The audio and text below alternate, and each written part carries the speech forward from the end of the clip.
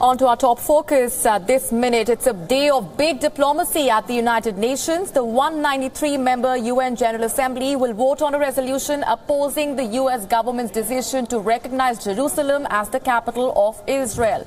These are the live images that we are getting to you ahead of that crucial vote on Jerusalem and the decision taken by the United States to call Jerusalem as the capital of Israel. The emergency meeting of the UNGA has been called by Arab and Muslim states after the US vetoed a UN Security Council resolution against that move.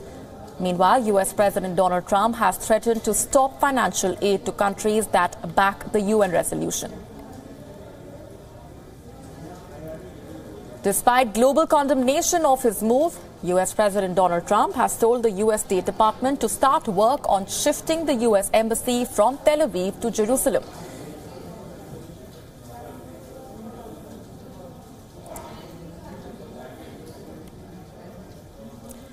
Let's go straight across now to our senior correspondent, Ramesh Ramachandran, who's joining us on the broadcast for more on this. Ramesh, the stage is set. What do we expect to pan out over the next few hours? This, of course, is an issue which the U.S. has remained extremely headstrong on. In terms of the isolation, in a way that we see the U.S. is facing, would it even be safe to call it isolation in terms of the opposition that the U.S. is facing? Well, Molly, essentially what this exercise, which will happen at the UNGA in a few minutes from now, is essentially to convey the mood or the sentiment of the UN body, especially in light of the US veto in the UN Security Council recently. There, the motion was defeated because of the US veto, 14-1. 14 members were in favor of the resolution, whereas the U.S. was against and therefore vetoed it. Now, the Palestinians say now the UNGA would be an apt body to consider another resolution which will criticize U.S. decision to recognize Jerusalem as Israel's capital, and that, in estimation, would send the right message across to the international community. From India's perspective, Molly,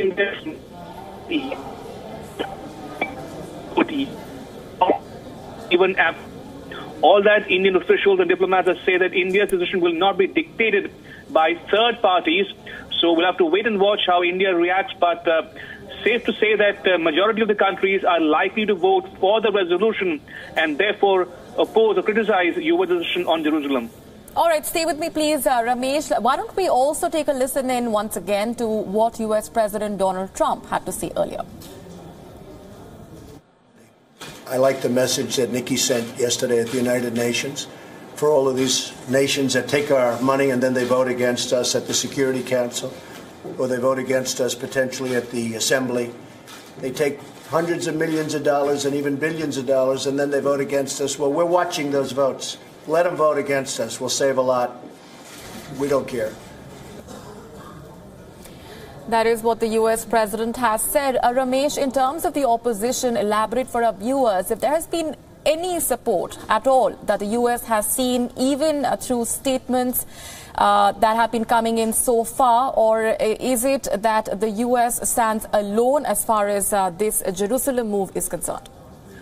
Well, Molly, alone is a relative term. In the UNGA, there are at least 193 countries, of which the U.S. is just one member. UN means one member, one vote.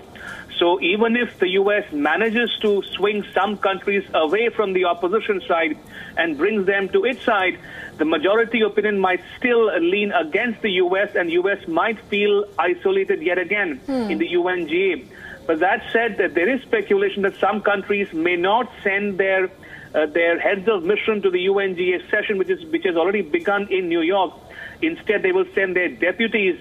Now, if that happens, it will be interesting to see which way that particular delegation votes, Molly.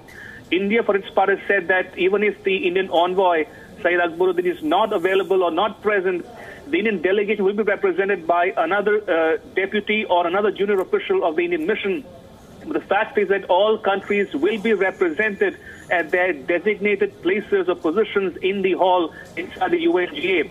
So as we speak, Molly, I can see the diplomats walking in to the UNGA hall, where the diplomats will be asked to vote for, against, or abstain on this resolution, criticizing U.S. decision to recognize Jerusalem as the Israel's capital.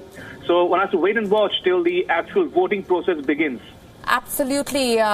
In the run-up to that voting process, we have, of course, seen the back and forth that has been taking place between the U.S. and other countries. Some perspective on that front as well for our viewers. Israeli Prime Minister Benjamin Netanyahu rejected the UN vote, but the Muslim world is uniting to take on the US on the Jerusalem move. Turkish President Recep Tayyip Erdogan mocked Donald Trump's call, saying he cannot buy all the world's votes. Pakistan too has taken a strong stand against the US and has backed the resolution. Diyorlar demokrasinin beşiği. Demokrasinin beşiği dünyada dolarla satın alınacak iradeler arıyor.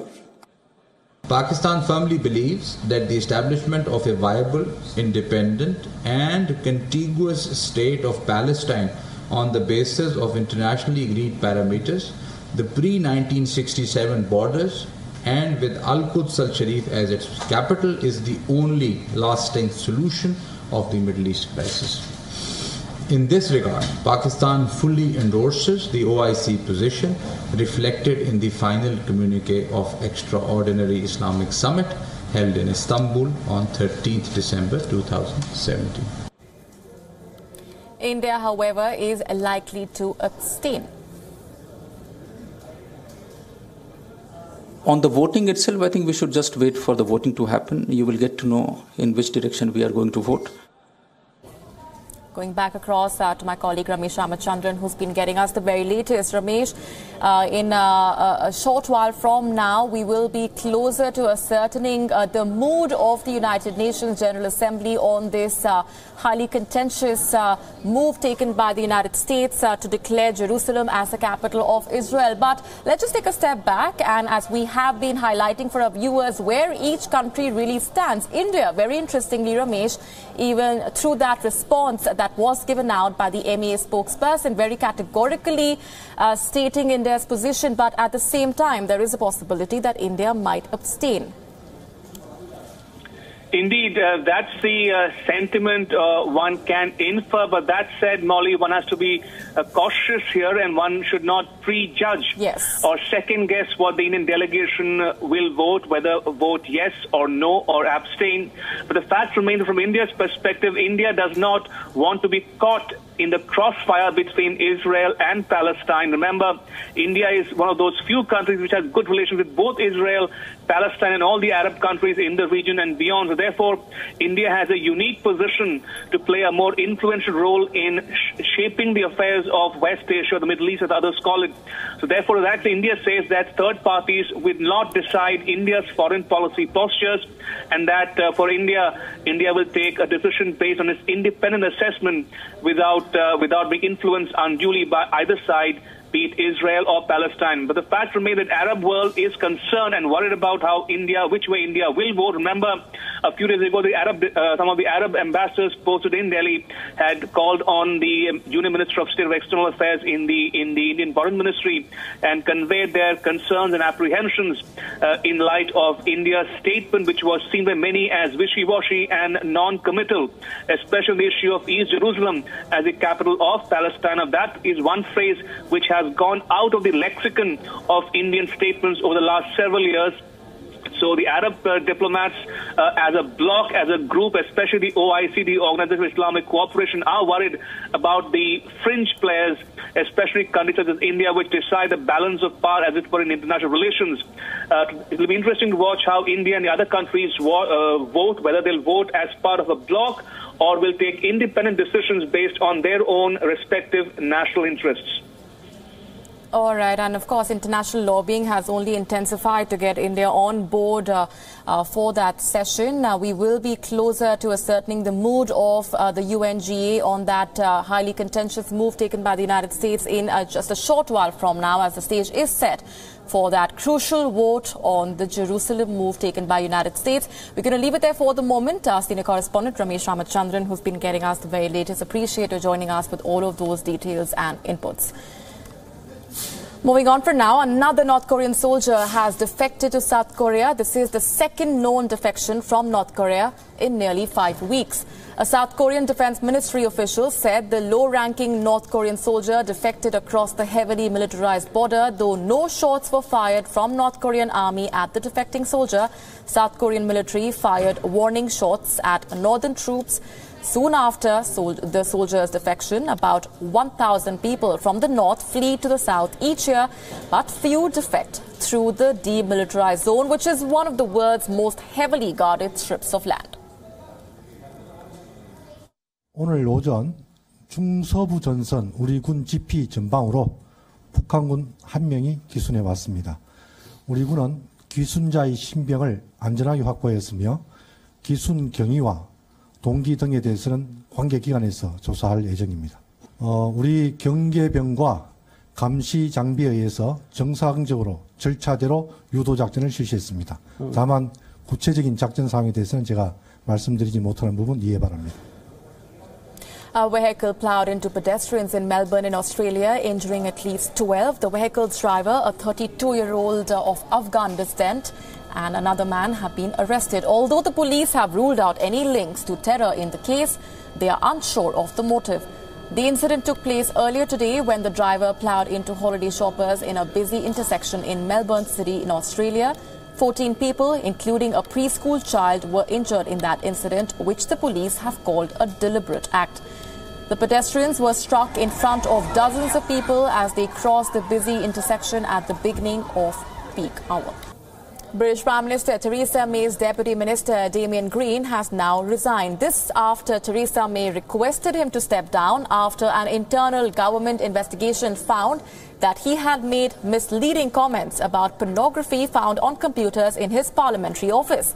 Green said in a letter addressed to May, and I'm quoting from that, "I regret I have been asked to resign from the government following breaches of the ministerial code, for which I apologize," unquote. Green's resignation is a serious blow for Theresa May as she navigates the final year of the Brexit negotiations before Britain's exit by December 2020.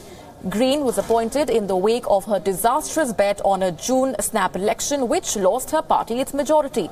He was brought in to stabilize May's leadership and counter enemies within the party who wanted her to quit. Pope Francis will take part in the funeral for Cardinal Bernard Law, the former Boston Archbishop who resigned in disgrace during the Catholic Church's sex abuse scandal. The Vatican made the announcement hours after Law died at a hospital in Rome following a long illness. Following a prolonged illness, the Pope expressed condolences to the College of Cardinals on Law's death. Pope Francis said in a statement, and I'm quoting, "I raise prayers for the repose of his soul, that the Lord God, who is rich in mercy, may welcome him in his eternal peace, and I send my apostolic blessing to those who share in mourning the passing of the Cardinal, whom I entrust to the maternal intercession of the Virgin Mary," unquote. The funeral will be held in St. Peter's Basilica in the Vatican, with the Mass celebrated by Angelo Sodano, the Dean of the College of Cardinals. Many months after Mosul's liberation, only now are we getting a sense of just how many innocent civilians may have been killed. An investigation estimates the death toll stood at around 9,000 people killed in US and Iraqi airstrikes. People used as human shields by the Islamic State. Entire families may have died in this manner. We'll get you that report in just a short bit. Cutting back across to these latest images that we're getting to you from the UNGA, where the voting is underway on the decision taken by the United States to declare Jerusalem as the capital of Israel. That is deeply entrenched in international law. I would also like to express our condemnation of the approach adopted by the United States of America to confront and to run counter to 14 votes in the Security Council, which are representative of international consensus, unanimity on the status of the city of Al-Quds Sharif in line with the principles of international law, international legitimacy, and United Nations resolutions of relevance. The decision taken by the United States administration on the 6th of December 2017 on the status of Jerusalem is considered null and void and has no legal consequence that would change the status of occupied Jerusalem. It is considered a blatant violation of the rights of the Palestinian people and the Arab nation and all Muslims and Christians of the world. It is considered a dangerous violation and breach of international law and the Charter of the United Nations, which stipulates the inadmissibility of the forceful annexation of land, and it is a serious threat to stability, peace and security in the region and in the world, not to mention the fact that it undermines any chances for peace and a two-state solution and only serves to fan the fires of violence and extremism. When U.S. President Donald Trump was unveiling his most important national security strategy, he raised several eyebrows, not because of his policy, but because of his unusual way of drinking water. Donald Trump has been trolled for his style of drinking water on social media. He sparked a series of hilarious tweets online after he was filmed drinking water while holding his glass with both hands. One such user said that Trump drinks water like a 4-year-old. Another user tweeted, "What is it with Trump and his two-handed chipmunk style of drinking water?" unquote. Some even compared the U.S. president to a preschooler.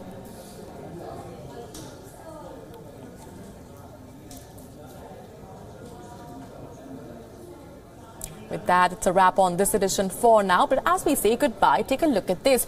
After the grand wedding, and newly married star couple Virat and Anushka are now holding their reception in New Delhi today. Prime Minister Narendra Modi is expected to attend the ceremony. The Delhi reception will be followed by a reception in Mumbai on December 26th. The entire Indian cricket team is supposed to be in Mumbai on December 26th because they are flying out on December 27 to South Africa for an upcoming series. Anushka will accompany Virat on the South African tour.